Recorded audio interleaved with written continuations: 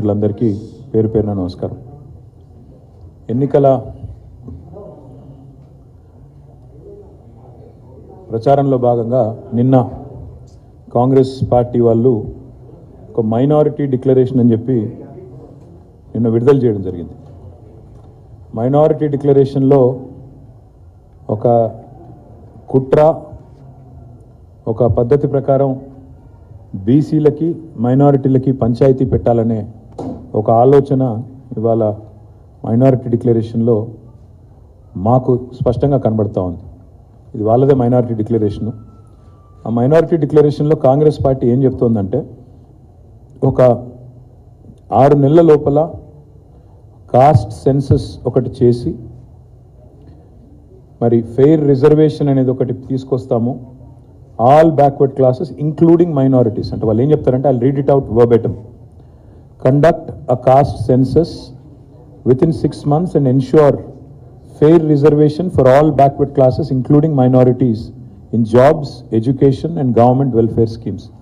ఇది నా కవిత్వం కాదు, this is Congress parties minority declaration. ఇక్కడ కుట్ర ఏంటి అని మీరు అడగొచ్చు. కుట్ర ఏంటి అంటే, రాజ్యాంగం ప్రకారమే స్పష్టంగా రాజ్యాంగమే గుర్తిస్తూ ఉన్నది. ఇవాళ భారత రాజ్యాంగం ఏం చెప్తుంది అంటే, మైనారిటీస్ని కాన్స్టిట్యూషన్ ఆఫ్ ఇండియానే ముస్లిమ్స్ని, క్రిస్టియన్స్ని, సిఖ్స్ని రిలీజియస్ మైనారిటీస్గా గుర్తిస్తుంది. మతపరమైన అల్పసంఖ్యాకులుగా భారత రాజ్యాంగమే వారికి ఒక హోదా కల్పించింది, యువర్ రిలీజియస్ మైనారిటీస్ అని. మరి వాళ్ళ కొత్తగా కాంగ్రెస్ పార్టీ కాస్ట్ సెన్సస్ అని వాళ్ళందరినీ అలా మాట, ఇక్కడ డేంజరస్ మాట ఏంటి అంటే, conduct caste census where there is no need, actually అసలు అవసరమే లేదు. రెండవది, caste census for identifying minorities, there is no need. Fair reservation for all backward classes including minorities. What this means is, ఇది బలహీన వర్గాలకు మైనారిటీలకి పంచాయతీ పెట్టే ఒక ప్రతిపాదన. అనవసరంగా బలహీన వర్గాలని మైనారిటీలని ఇద్దరిని కూడా నష్టపరిచే ప్రతిపాదన. ఈ ప్రతిపాదన ఏదైతే ఉందో, to include minorities in the backward classes census అనేది, it is something that definitely will hurt both backward classes and minorities. దీనివల్ల ఇటు మైనారిటీస్ నష్టపోతారు, అటు బలహీన వర్గాలు బీసీలు కూడా నష్టపోయే ఒక పెద్ద ప్రమాదం ఉంది. ఇది చాలా చాలా దుర్మార్గమైన మాట, అక్కర్లేని మాట.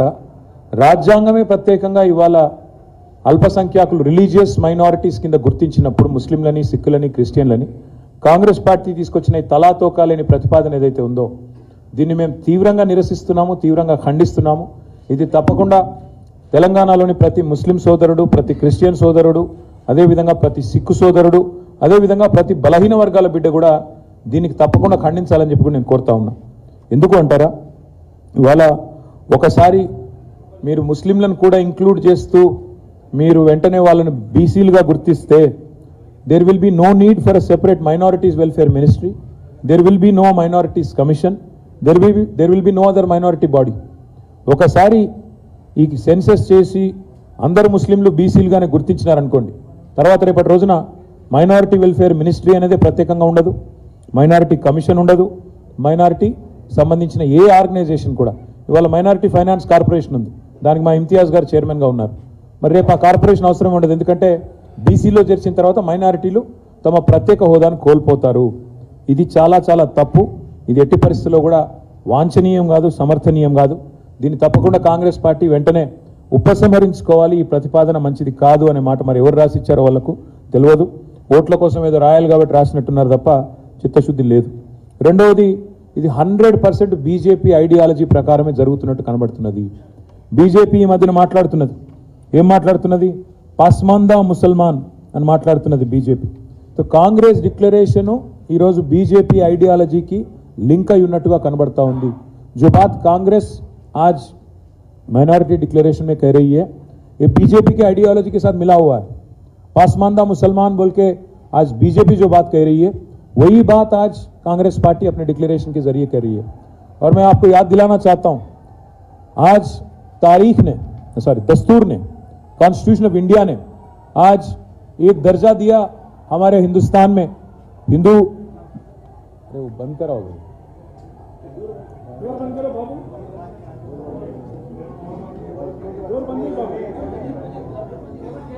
చలపతి చూడమ్మా, చలపతి బయట పోయి చూడుకో, బయట పోయి చూడు, విష్ణు బయట పోయి చూడుకున్నాం. दस्तूर ने साफ साफ कहा कि हिंदुस्तान में मुसलमान, सिख और ईसाई तीनों भी रिलीजियस माइनॉरिटीज हैं. कॉन्स्टिट्यूशन ऑफ इंडिया साफ कहती है कि मुसलमान और मुस्लिम, क्रिश्चियन और सिख तीनों भी आज रिलीजियस माइनॉरिटीज हैं. आज कांग्रेस पार्टी के डिक्लेरेशन ये कहता है, ये बोलता है कि एक कास्ट सेंसस करेंगे और सभी को इंक्लूडिंग माइनॉरिटीज को हम मिला देंगे बीसीस में. क्या होगा इससे? दोनों का नुकसान होगा. एक तरफ नुकसान होगा बीसीस का, दूसरे तरफ नुकसान हो जाएगा माइनॉरिटीज का. क्योंकि अगर बीसीस में आपको शामिल कर देंगे तो इससे क्या होगा? अल्टीमेटली ये होगा कि कोई अलग से माइनॉरिटी वेलफेयर डिपार्टमेंट नहीं रहता, अलग से माइनॉरिटी वेलफेयर का बजट नहीं रहता, माइनॉरिटी कमीशन नहीं रहता, और साथ ही साथ माइनॉरिटीज कॉर्पोरेशन भी सारे के सारे जब्त हो जाएंगे, सारे के सारे खत्म हो जाएंगे. ये आज कांग्रेस पार्टी का मतलब सोच है. कांग्रेस पार्टी का जो सोच है आज बीजेपी का आइडियोलॉजी से मिलता है. बीजेपी बार बार आज कह रही है पासमानदा मुसलमान, और लगता है कि कांग्रेस ने भी वही पन्ना, वही पेज आज निकाल के एक कोशिश कर रही है ताकि बैकवर्ड क्लासेस का और मुसलमानों का खास और माइनॉरिटीज का झगड़ा हो जाए. एक और मसला यह है इसमें कि एक मर्तबा, एक ही बार 2006-7 में एक बीसीई कैटेगरी क्रिएट किया गया, खास क्योंकि रिजर्वेशन देना था. बट इसका मतलब ये नहीं कि हर मुसलमान बीसीई में आता, बैकवर्ड क्लासेस में आता. ये नासमझी जो है कांग्रेस पार्टी की, ये जो मुझे नासमझी भी नहीं, ये तो मुझे लग रहा है कि कोई साजिश है दोनों के बीच में एक झगड़ा करने का. मैं इसलिए ये बात कह रहा हूं क्योंकि आज का कांग्रेस पार्टी का अध्यक्ष जो पे यहाँ पे है वो खुद बीजेपी से ताल्लुक रखने वाला आदमी है, आरएसएस आइडियोलॉजी में विश्वास रखने वाला आदमी है. तो इसलिए मैं कह रहा हूं ये जो डिक्लेरेशन बनाए, लगता है कि ये कांग्रेस ऑफिस में नहीं, बीजेपी के दफ्तर में बन के निकली बाहर. एक बात यह है कि आज अगर एक मिनट के लिए समझिए कि कास्ट सेंसस करे आप और मिला दिए आप मुस्लिम्स को, क्रिश्चियंस को और सिख को बीसीस में, क्या होता? कल सारे के सारे बीसी टूट पड़ेंगे और कहने लगेंगे बैकवर्ड क्लासेस लीडर्स और बैकवर्ड क्लासेस की आवाम कि आप हमारा हक छीन रहे हो, आप हमारे लिए जो गारंटीड था रिजर्वेशन आप उसमें से जबरदस्ती ले रहे हो करके एक रिफ्ट आ जाएगा माइनॉरिटीज और बीसीस के बीच में. लगता है कि कांग्रेस पार्टी दोनों के तरफ सिंसियर नहीं है, ना बीसीस के तरफ सिंसियर है ना माइनॉरिटीज की तरफ सिंसियर है. एक बात है, हमें तो शक यही है कि आज कांग्रेस पार्टी जितना भी यहां पे वादा करी, अगर ट्रैक रिकॉर्ड देखेंगे आप तो इतना बदतर ट्रैक रिकॉर्ड है उनका. 2004 से लेके 2014 तक कांग्रेस पार्टी यहां पे सत्ता में थी, यूनाइटेड आंध्र प्रदेश में, मुत्तहिदा आंध्र प्रदेश में.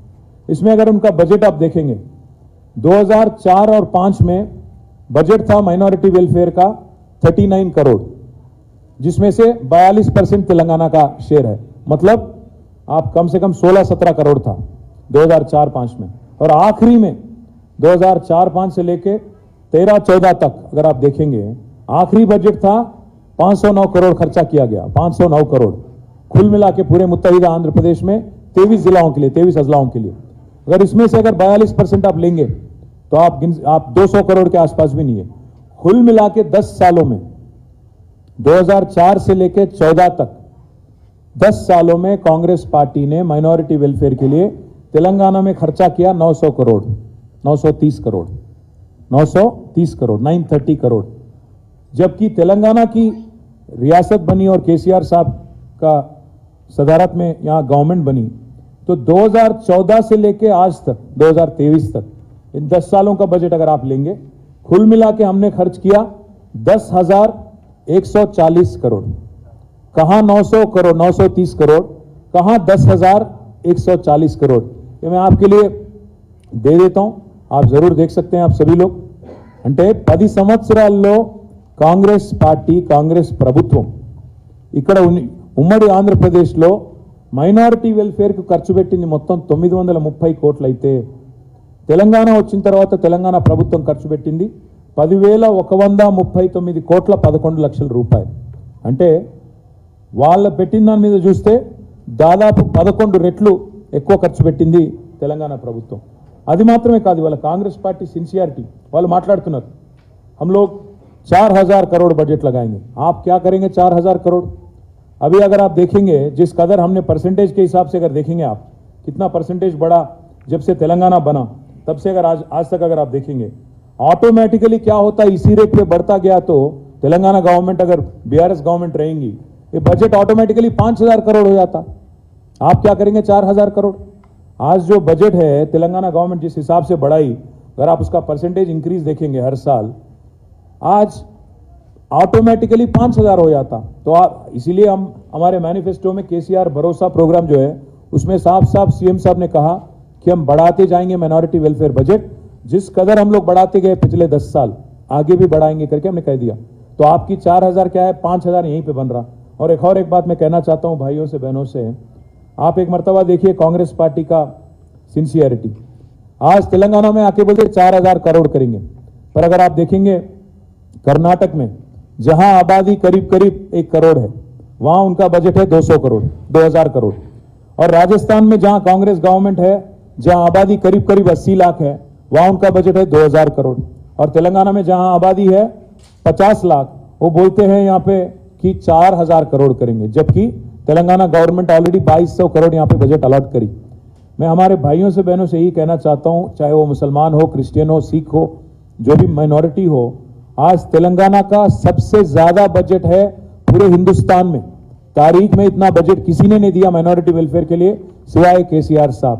आज एक मर्तबा मैं फिर बोलना चाहता हूं आपको, उत्तर प्रदेश में जहां आबादी है करीब करीब 4 करोड़ माइनॉरिटीज का, वहां की बजट है 1,780 करोड़. और अगली नंबर है वेस्ट बंगाल जहां आबादी है 2.5 करोड़, वहां पे बजट है 2,100 करोड़. और उसके बाद आता है आपका महाराष्ट्र जहां आबादी है 1.5 करोड़ और वहां की बजट है 674 करोड़. और उसके बाद आता है कर्नाटक जहां आबादी है 95 लाख टू 1 करोड़ और वहां की बजट है 2,100 करोड़. और उसके बाद आता है राजस्थान जहां की आबादी करीब करीब 80 लाख है और वहां की बजट है 1,900 करोड़. और तेलंगाना जहां की आबादी है सिर्फ 50 लाख, बहुत कम है, फिर भी यहां की बजट है 2,200 करोड़. इससे आप अंदाजा लगा सकते हैं कौन सिंसियर है कौन नहीं. मैं यही एक ही बात कहना चाहता हूं, आज जो प्रपोजल इस डिक्लेरेशन में आपने दिया ये सरासर गलत है, सरासर बहुत डेंजरस है, खतरनाक है. इससे बीसीज और मुसलमानों के बीच में और बीसीज और माइनॉरिटीज के बीच में तनाव पैदा हो सकता है और अननेसेसरी एक सिचुएशन खड़ा हो सकता है. अच्छी बात नहीं है. एक बात, आज कांग्रेस पार्टी बोलती है कि हम ऑनरोरियम देंगे इमाम्स और मौजन को. मैं पूछना चाहता हूं, आज हिंदुस्तान में जहां कहीं भी आपकी गवर्नमेंट है, चाहे वो कर्नाटक हो, राजस्थान हो, हिमाचल प्रदेश हो, वहां दे रहे क्या आप? पहली मर्तबा केसीआर साहब ने यह फैसला लिया और उन्होंने ऐलान किया और आज 5,000 आज ऑनरोरियम दिया जा रहा है. हिंदुस्तान में कहीं भी कांग्रेस जहां भी गवर्नमेंट है वहां नहीं दिया जाता. यहां बात किया जाता है कि हम देंगे.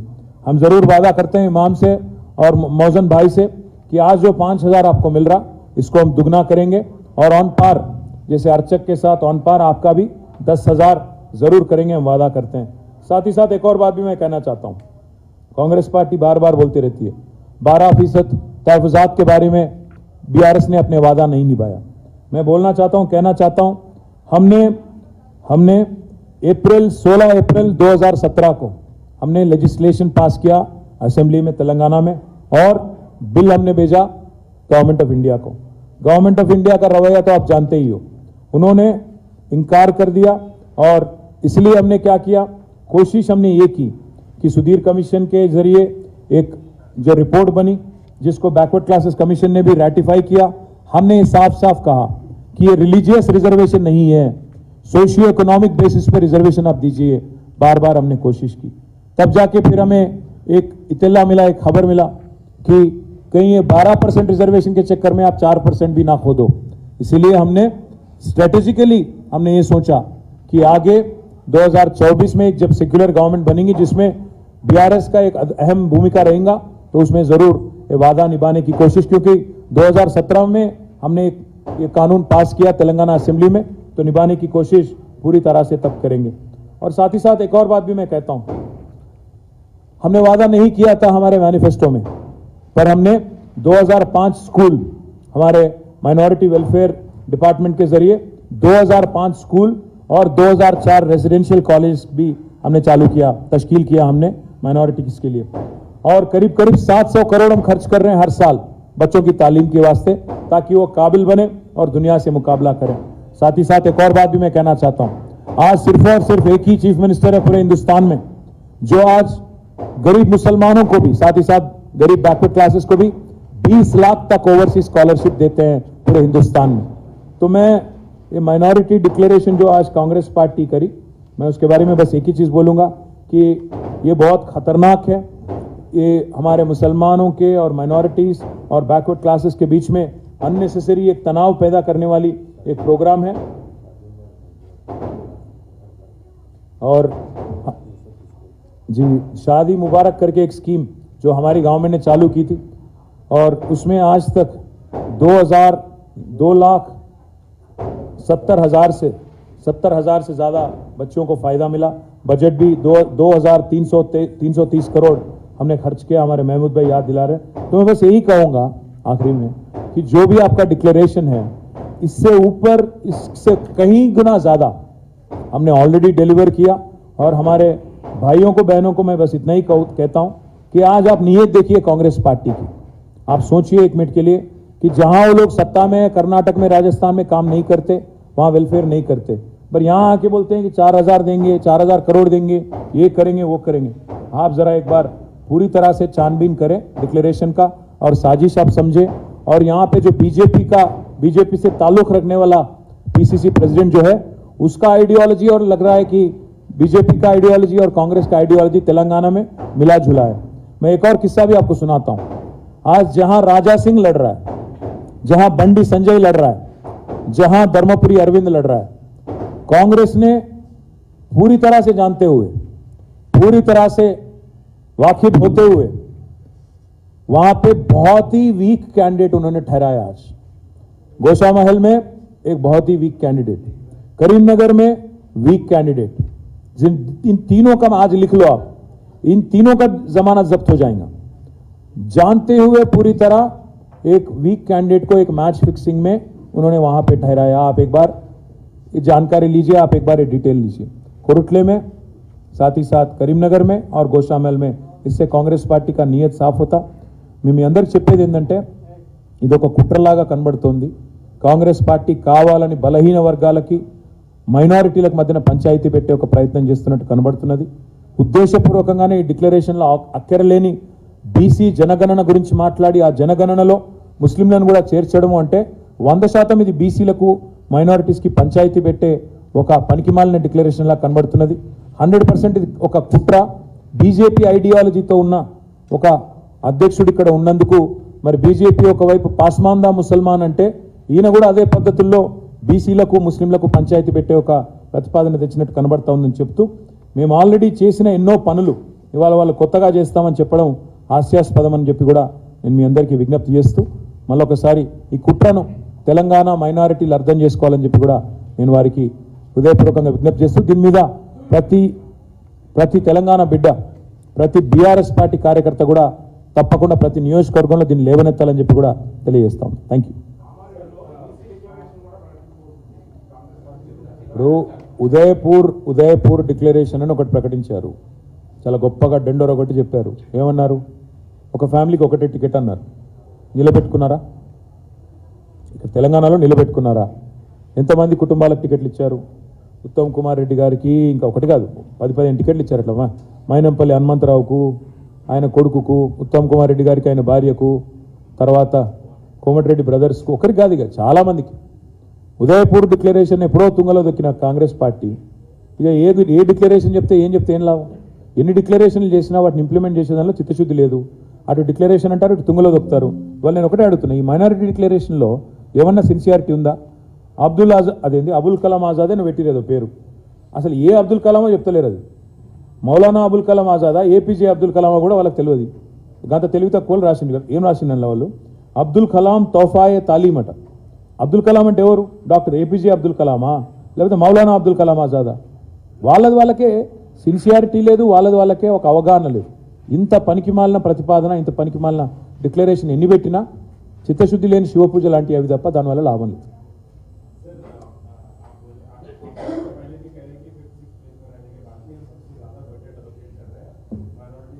Per capita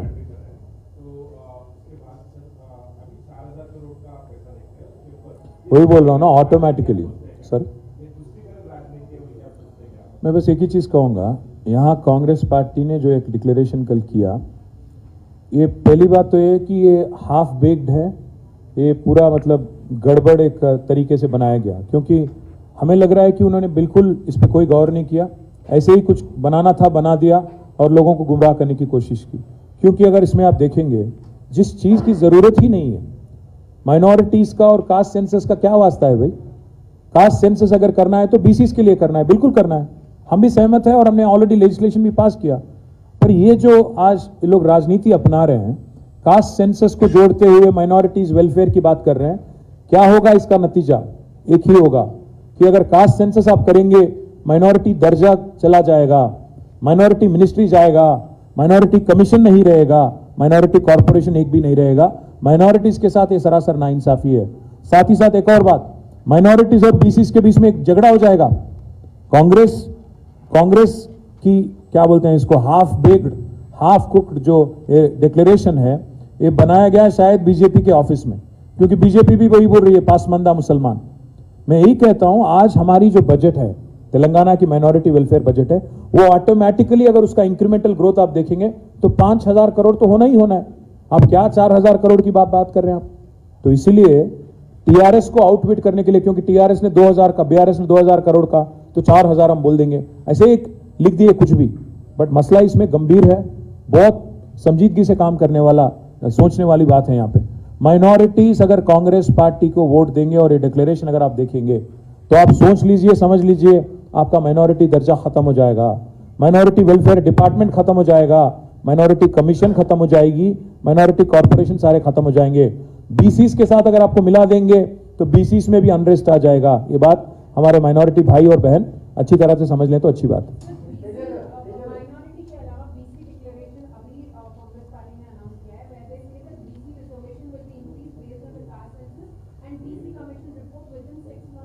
My point is very straightforward. They have no clue. They are utterly clueless. They are unclear as to what they want to say. Why are they including religious minorities which have been that have been recognized by Constitution of India in the caste census?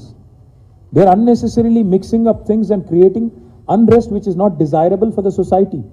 They are clueless, and that's what I'm saying. Looks like this report has actually been made in the BJP party office, because BJP is saying the same exact thing, Pasmanda Musalman, and now the Congress party seems to be towing the same line. That is where the problem is, and that is what minorities need to understand. Whatever distinction has been conferred, whatever special recognition has been conferred on them by the Constitution of India will be vetoed, will be destroyed by this declaration if they are voted. So let them understand very clearly that this is something that is going to destroy the very tenet of the Constitution which recognizes these guys as religious minorities. నేను అదే చెప్తున్నాను brother, వాళ్ళకి నా తెలివి లేదు, వాళ్ళకి ఆలోచన లేదు, పరిజ్ఞానం అంతకంటే లేదు. రాజ్యాంగంలో స్పష్టంగా ఉన్నది, రిలీజియస్ మైనారిటీస్ అని గుర్తించారు. వాళ్ళని బీసీలను కలపడం అంటేనే ఇద్దరికి అన్యాయం చేయడం. ఇటు బీసీలకు అన్యాయం చేస్తున్నారు, అటు రిలీజియస్ మైనారిటీస్కి అన్యాయం చేస్తున్నారు. ఇది కరెక్ట్ కాదు, సవరించుకోమనండి. బీసీ డిక్లరేషన్కి అర్థం లేదు, మైనారిటీ డిక్లరేషన్కి అర్థం లేదు. ఇట్లా కాస్ట్ సెన్సస్ అని మాట్లాడి రెండింటిని కలిపితే మొత్తంగా మైనారిటీ వెల్ఫేర్ మినిస్ట్రీ ఎత్తేయాల్సి వస్తుంది. నా రిక్వెస్ట్ ఏంటంటే, ఇదే నేను ఇంకొక మాట కూడా అంటున్నా, బీసీ డిక్లరేషన్ అన్నారు కదా, మీరు కావాలంటే నేను ఆ ఫోటో పంపిస్తాను మీకు. 2004లో ఆనాడు కేంద్ర మంత్రిగా గౌరవ కేసీఆర్ గారు ఆంధ్రప్రదేశ్ రాష్ట్ర బ్యాక్వర్డ్ క్లాసెస్ సంఘంను తీసుకొని ఆనాటి అప్పటి ప్రధానమంత్రి మన్మోహన్ సింగ్ గారిని డిసెంబర్ 17, 2004, డేట్ కూడా నేను చెప్తున్నా, డిసెంబర్ 17, 2004 నాడు కలిశారు. గంటన్నర సేపు అపాయింట్మెంట్ తీసుకున్నారు. ఆ రోజు ఆర్ కృష్ణయ్య గారిని, వక్లాభరణం కృష్ణమోహన్ రావు గారిని, వీళ్ళందరినీ కూడా తీసుకొని పోయి ఒకటే మాట రిక్వెస్ట్ చేసినారు మా పార్టీ నుంచి, మీరు ఓబీసీ వెల్ఫేర్ మినిస్ట్రీ పెట్టండి. ప్రతి రాష్ట్రంలో బీసీ వెల్ఫేర్ మినిస్ట్రీ ఉంది. మీరు కూడా దయచేసి, నేను ఇప్పుడే కొత్తగా కేంద్ర మంత్రి అయినా కానీ మన ప్రభుత్వంలో పెట్టాలా ఓబీసీ వెల్ఫేర్ మినిస్ట్రీ అని ఈ రోజు కాదు, 2004 డిసెంబర్ 17 కేసీఆర్ డిమాండ్. మరి నిజంగా కాంగ్రెస్ పార్టీకి బీసీలో మీ చిత్తశుద్ధి ఉంటే 2004 నుంచి 14 దాకా ఉన్నారు కదా అధికారంలో, ఎందుకు పెట్టలేదు బీసీ వెల్ఫేర్ మినిస్ట్రీ? మోడీ గారు బీసీ సీఎం అంటారు, 14 నుంచి 23 దాకా 9.5 ఏళ్ళు ఆయన, మరి ఆయన ఎందుకు పెట్టాడు? నిజంగా బీసీలో మీ చిత్తశుద్ధి ఉంటే అన్ని రాష్ట్రాల్లో బీసీ వెల్ఫేర్ మినిస్ట్రీ ఉన్నప్పుడు కేంద్రంలో ఎందుకు పెట్టరు? నేను ఇవాళ డిమాండ్ చేస్తున్నా కాంగ్రెస్ పార్టీని, డిక్లేర్ చేయండి, దమ్ముంటే 12% రిజర్వేషన్ అంటున్నారు కదా, రాహుల్ గాంధీని చెప్పమనండి. అదేవిధంగా ఓబీసీ వెల్ఫేర్ మినిస్ట్రీ పెడతాం జాతీయ స్థాయిలో అని చెప్పమనండి. కేవలం మాటలు డైలాగులు కాదు, పనులు క్షేత్రంలో కూడా కనబడాలి. ఆ రోజు 2004లో పెట్టనోళ్ళు, ఆనాడు మేము అప్పుడే రిక్వెస్ట్ చేస్తే డిమాండ్ చేస్తే పెట్టనోళ్ళు ఇలా పెడతారంటే ఎవరైనా నమ్ముతారా ప్రజలు? కాబట్టి ఇవన్నీ కూడా శుష్క ప్రియాలు, శూన్య హస్తాలను ప్రజలకు తెలుసు, నమ్మరు. అరే వస్తారు పోతారు భయ్, ఏమవుతుంది ఆయన, ఒక సీటు కూడా గెలవడు, ఏమవుతుంది ఆయన? గోషా మహల్ కూడా బరాబర్ మేమే గెలుస్తున్నాం. బల్పం కట్టుకొని తిరుగుతాం, కాలికి బల్పం కట్టుకొని తిరుగుతాం బరాబర్. రాజా సింగ్ లాస్ట్ టైం ఒకటే గెలిచిన సీటు ఒకటే గోషామల్. ఎందుకు చెప్తున్నా అంటే లాస్ట్ టైం 2018లో గెలిచింది ఒకే ఒక్క సీటు గోషామల్. ఈసారి గోషామల్ కూడా కొడతాం బరాబర్, కాలికి బల్పం కట్టుకొని తిరిగి ఓడగొడతాం. రాసుకోండి, మోడీ కాదు ఇంకెవరు వచ్చినా ఢిల్లీకి వెళ్ళి ఒక్క సీటు కూడా గెలవరు ఈసారి. మొత్తం తెలంగాణలో లాస్ట్ టైం గెలిచింది ఒకటి, ఈసారి ఒక్కటి కూడా గెలవకుండా చేస్తాం, అది మా గ్యారంటీ. డిసెంబర్ 3 నాడు మీరు చూడండి ఏమవుతుందో, మీరే ఆశ్చర్యపోతారు. కొడంగల్ గెలుస్తున్నాం, మీరు రాసుకోండి. ఇవాళ కొడంగల్ గెలుస్తున్నాం. లాస్ట్ టైం ఓడగొట్టినాం రేవంత్ రెడ్డిని, అక్కడ ఈసారి ఓడగొడతాం. గోషామాల్లో రాజాసింగ్ ఓడగొడతాం, హుజురాబాద్లో ఈటల రాజేంద్రని ఓడగొడతాం. మీరు 3 రాసుకోండి. నేను చెప్పింది మళ్ళీ డిసెంబర్ 3 నాడు మాట్లాడతాం. గజ్వేల్లా ఇక మీరు కేసీఆర్ గారి మీద పోటీ చేయడం అంటే ఇక అది ఏమంటారు, పోచమ్మ గుడి ముందు పొట్టేలను కట్టేసినట్టు. ఇక ఎవరైనా ఎగురుతాం అనుకుంటే వాళ్ళ కర్మ, నేనేం చేస్తుందని. అదే బాయ్ సాబ్ ఆయనే చెప్పింది కదా నిన్న, మీరు చూడనట్లేరు. కామారెడ్డి నేను గెలువాని ఆయనే చెప్పింది, ఇండియా టుడే కాంక్లేవ్లో చూసుకోండి కావాలంటే. కామారెడ్డిలో గెలవగానే ఏదో బిల్డప్ పోటీ చేస్తున్నా, ఓడిపోతే నరేందర్ రెడ్డి మీద ఓడిపోతే కొద్దిగా తిడతారు, ఇది ఇన్సల్ట్ అవుతుంది. కాబట్టి నేను ఇక కేసీఆర్ మీద ఓడిపోయినా చెప్పుకుంటేందుకు బాగుంటుందని పోటీ చేస్తారు అంతే. కొడంగల్లో చెల్లని రూపాయి కామారెడ్డిలో వెళ్తుందా బాయ్ సార్? 2018లో కొడంగల్లోనే చెల్లలేదు ఈ వాదన, అక్కడనే తిరస్కరించారు. కామారెడ్డి వెళ్తుంది. Anyway my request is this is a very serious issue. దయచేసి మీరు వేరే ప్రశ్నలు అడిగితే నేను వేరే చెప్పి అదంతటో పోతుంది.